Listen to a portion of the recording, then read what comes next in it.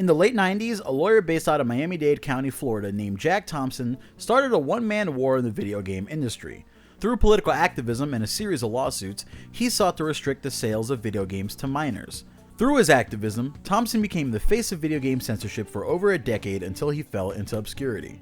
Thompson started his work as an activist in the 1980s. As early as 1985, Thompson made public statements over sexually obscene material, and in 1987, Thompson went after local Miami radio station WIOD for airing allegedly obscene music. After helping to convince the FCC to find the radio station, he entered into a public conflict with the station over the airing of his name and private information.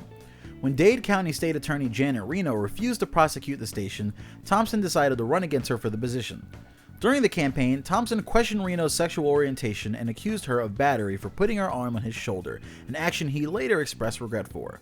Thompson did not win the election but continued his activism, targeting rap music and working to get Florida authorities to restrict the sale of explicit music. However, it wasn't until the 1997 Heath High School shooting that Thompson got involved with video games. In 1999, he joined parents of the victims in a $130 million lawsuit against several companies including Nintendo, Sony, and Sega. In the lawsuit, Thompson alleged that video games, pornography, and other media had desensitized the shooter, and that shooting games had given him skills such as marksmanship and ammo conservation. The courts did not agree and dismissed the lawsuit on a number of grounds. However, they did not affirm that video games are categorically protected by the First Amendment of the U.S. Constitution. Writing for the Sixth Circuit Court of Appeals, Judge Boggs said, "Our decision here today should not be interpreted as a broad holding of the protected status of video games, but as a recognition of the particular manner in which James speaks to regulate them through tort liability." It wasn't until June 27, 2011 that the court settled this issue, when the U.S. Supreme Court ruled that video games have First Amendment protection. Despite the failure of his lawsuit, it launched Thompson into national spotlight. Thompson was determined to strike a blow against the video game industry and restrict sale of games to minors. To this end, Thompson's activism focused on two areas: public advocacy for stricter laws and lawsuits designed to punish video game publishers for their alleged role in promoting criminal behavior.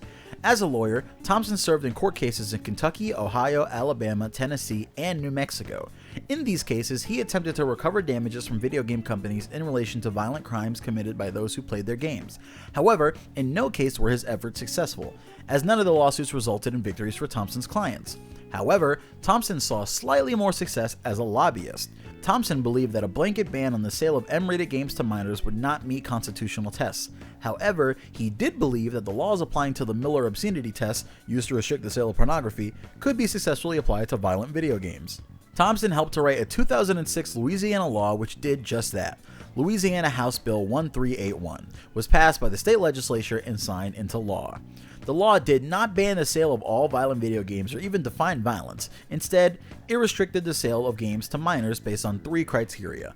1. Whether an average person applying to contemporary community standards would find that the video or computer game taken as a whole appeals to the minor's morbid interest in violence.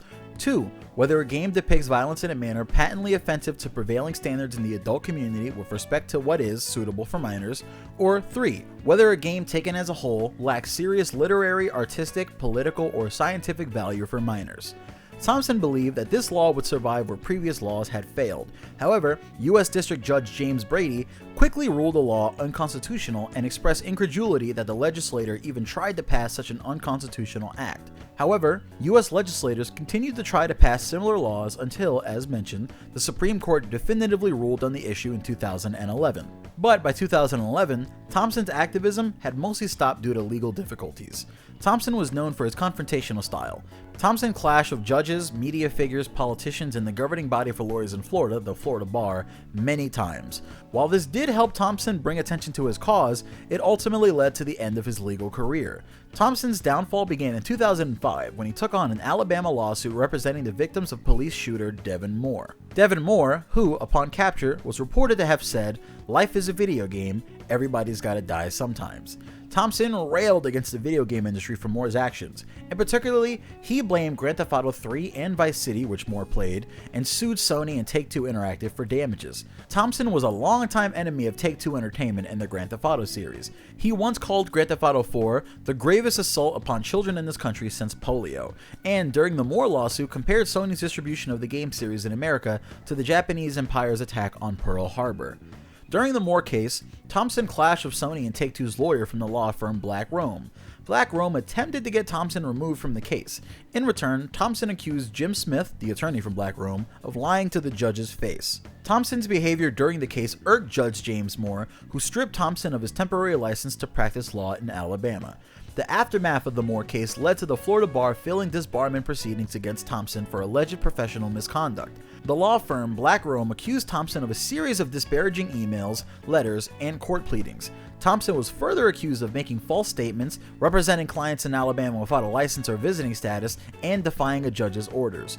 31 rule violations were filed overall, and Judge Dava Tunis ruled Thompson guilty on 27 counts, saying, over a very extended period of time involving a number of totally unrelated cases and individuals, the respondent has demonstrated a pattern of conduct to strike out harshly, extensively, repeatedly, and willfully to simply try to bring as much difficulty, distraction, and anguish to those he considers in opposition to his causes.